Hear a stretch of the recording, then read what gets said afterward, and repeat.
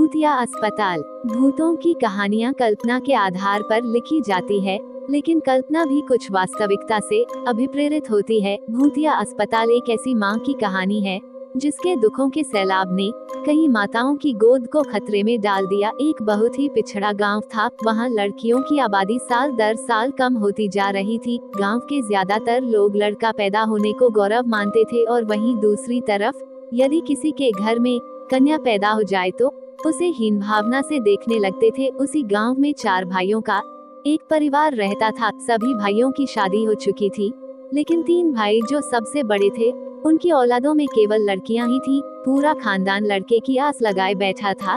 तभी उन्हें एक दिन सबसे छोटी बहू, जिसका नाम सीमा था, उसके गर्भवती होने की खबर मिलती है। पूरे परिवार में खुशियों की उमंग छा जाती है।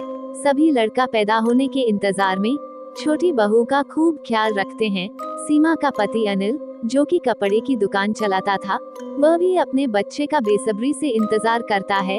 परिवार के सभी लोग जानना चाहते थे कि सीमा के गर्भ में लड़का है या लड़की। वह तय करते हैं कि सीमा को गर्भ के लिंग के परीक्षण के लिए अस्पताल ले जाना चाहिए, लेकिन सीमा बच्चे की जांच करने के लिए अस्पताल नहीं जाना चाहती। दरअसल सीमा पहली बार मां बन रही थी और उसके लिए लड़का या लड़की दोनों ही अनमोल थे। उसे लग रहा था कि यदि उसके गर्भ में लड़की हुई तो परिवार के सभी लोग उससे नफरत करने लगेंगे, और वह किसी को नाराज नहीं करना चाहती। लेकिन अनिल सीमा को अस्पताल ले जाने के लिए मना लेता है। वह उसे विश्वास दिलाता है कि मुझे कोई फर्क नहीं पड़ता कि तुम लड़के को जन्म दो या लड़की को, बस मुझे पिता बनना है। सीमा अनिल के साथ अस्पताल पहुंच जाती है। अस्पताल में अनिल का एक दोस्त कंपाउंडर था, और इस वजह से लिंग परीक्षण का काम जल्दी हो जाता है। परीक्षण की रिपोर्ट में सीमा के गर्भ में लड़की होने की पुष्टि होती है। परिवार को जैसे ही पता चलता है कि सीमा लड़की को जन्म देने वाली है, परिवार में मातम छा जाता है।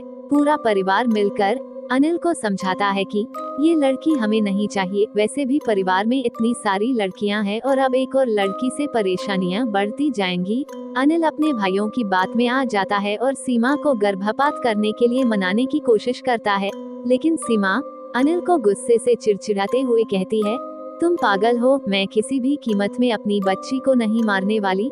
सीमा और अनिल के बीच इस बात को लेकर कई दिनों तक झगड़ा चलता है। एक दिन सीमा अचानक अपने कमरे में बेहोश हो जाती है। अनिल उसे उठाने की कोशिश करता है, लेकिन जब उसे होश नहीं आता तो वह उसे अस्पताल ले जाता है और इलाज के बहाने अपने दोस्त के साथ मिलकर सीमा का गर्भपात करवा देता है। और जैसे ही सीमा होश में आती है तो उसकी दुनिया उजड़ चुकी होती है। सीमा को पता चल जाता है कि उसकी बच्ची अब इस दुनिया में नहीं रही। सीमा टूट जाती है।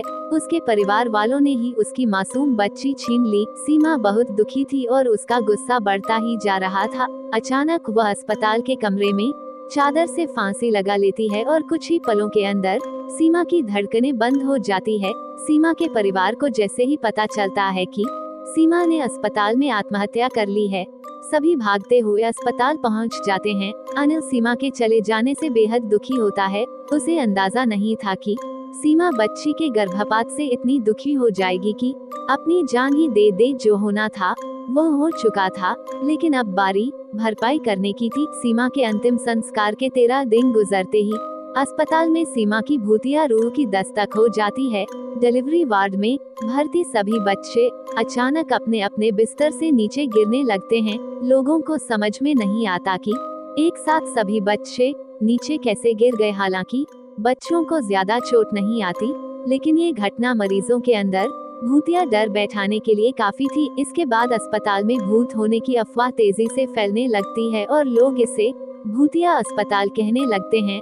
अस्पताल में एक औरत बच्चे के जन्म के समय आपातकालीन हालात में एम्बुलेंस से अस्पताल पहुंचती है।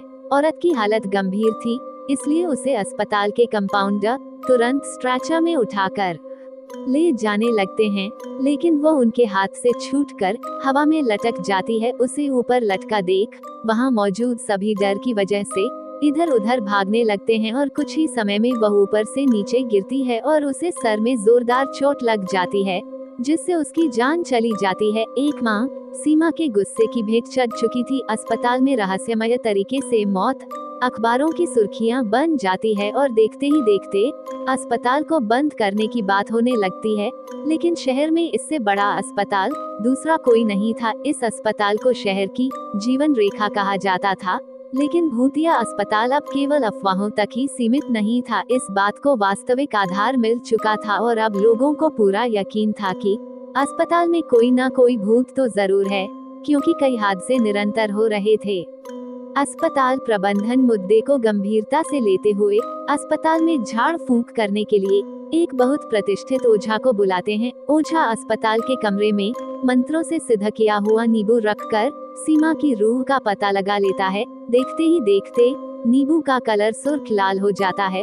उस कमरे में मौजूद अस्पताल के कर्मचारी एक दूसरे का मुंह देखने लगते हैं। ओझा अस्पताल के कर्मचारियों से कहता है कि इस अस्पताल में एक दुखियारी माँ की आत्मा है, जिसके बच्चे का गर्भपात किया गया था, इसलिए वह इस अस्पताल में किसी को भी माँ नहीं बनने देना चाहती।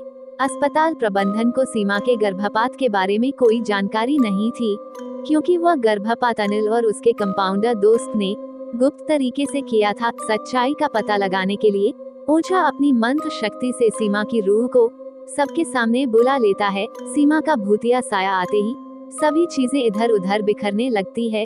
टेबल कुर्सियां पलट जाती हैं और अचानक वह कंपाउंडर जिसने सीमा का गर्भपात किया था अजीब हरकतें करने लगता है। उसके स्वर बदल जाते हैं। ओझा तुरंत उसे बालों को पकड़कर वहीं बैठने को कहता है।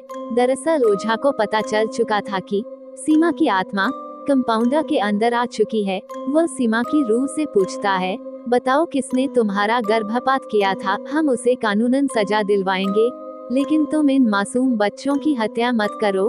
तभी वह कंपाउंडर जिसके अंदर सीमा की रूह समाई हुई थी जोर जोर से अपना ही नाम लेकर चिल्लाता है, अजय और अनिल दोनों ने मेरी बच्ची की जिंदगी छीनी है, लेकिन उसके लिए मेरे ससुराल का पूरा परिवार भी जिम्मेदार है। जब तक इन सब को इनकी गुनाहों की सजा नहीं मिलेगी, तब तक मैं इस अस्पताल में किसी को भी चैन से नहीं जीने दूंगी। अस्पताल प्रबंधन अपने उस कंपाउंडर का सारा बयान रिकॉर्ड कर रहा था और इसी रिकॉर्डिंग के दौरान वो कंपाउंडर एक कैंची लेकर अपने गले में घुसेड़ देता है और तुरंत जमीन पर गिरकर तड़पने लगता है। ओझा भूतिया आत्मा का इतना विकराल रूप देखकर कुछ पल के लिए सहम जाता है। तभी अस्पताल के कर्मचारी कंपाउंडर को तुरंत उठाकर आपातकालीन कक्ष लाते हैं, लेकिन बदकिस्मती से वह अपनी मौत से लड़ने में असफल हो जाता है। सीमा ने कंपाउंडर से तो अपना बदला ले लिया था, अब बारी थी अनिल और उसके परिवार की कंपाउंडर की हत्या से। मामला पुलिस के संज्ञान में आता है और एक के बाद एक कड़ी जुड़ाने के बाद पुलिस अनिल और उसके परिवार के सभी सदस्यों को सीमा के गर्भपात के जुर्म में गिरफ्तार कर लेती है, जिससे कहीं न कहीं सीमा की आत्मा को थोड़ा शांति तो मिलती है और अस्पताल से सीमा की दहशत का साया गायब हो जाता है। और इसी के साथ ही भूतिया अस्पताल की हिंदी हॉरर स्टोरी समाप्त हो जाती है। यदि ये कहानी आपको पसंद आई हो तो अपने दोस्तों और अन्य लोगों के साथ शेयर जरूर करिएगा।